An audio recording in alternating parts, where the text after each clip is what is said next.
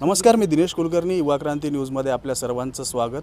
काल सकाळची पहाट उजाडली आणि अक्षरशः हिंगोलीसह संपूर्ण महाराष्ट्राला मन हेलावून टाकणारी घटना घडली आणि ती म्हणजे सकाळी 7च्या सुमारास महिलांना घेऊन जाणारा ट्रॅक्टरची ट्रॉली आणि ट्रॅक्टर जे होतं ते विहिरीत कोसळलं आणि या घटनेमध्ये 7 महिलेचा दुर्दैवी मृत्यू झाला।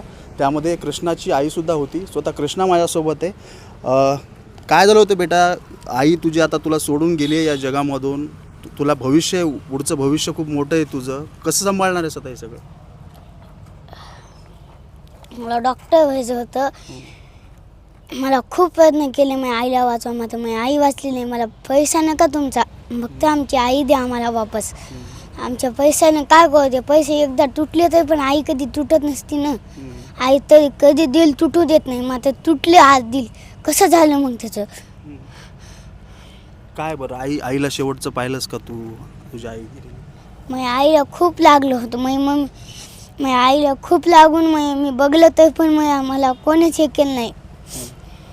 मी लढू माझ्या आईला बघलं, मात्र मला कोणीच मदत दिली नाही।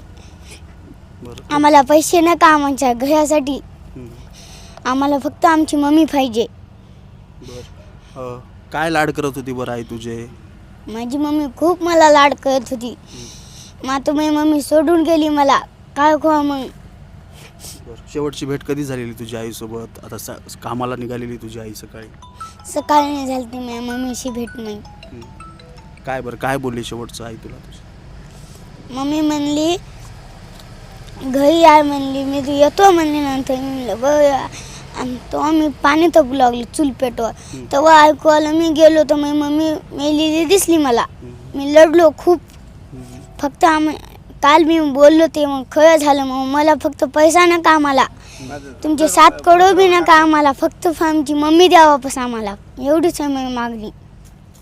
नक्कीच आपण पाहू शकतो की कृष्णाची आई या जगामधून निघून गेली आहे आणि काल 7:30च्या सुमारास ही दुर्दैवी घटना जी आहे ती हिंगोली जिल्ह्यामध्ये घडली आहे। काल जी दुर्दैवी घटना घडली त्यामध्ये कृष्णाची आई जी आहे ती मृत्युमुखी पडली होती आणि मोठं संकट आहे ते या कृष्णाच्या कुटुंबावर आलेलं आहे आणि अक्षरशः मला माझी आई पाहिजे, मला पैसे नको आहेत अशी आर्तहाक तो देताना आपल्याला पाहायला मिळतो। दिनेश कुलकर्णी, युवा क्रांती न्यूज, वसमत, हिंगोली।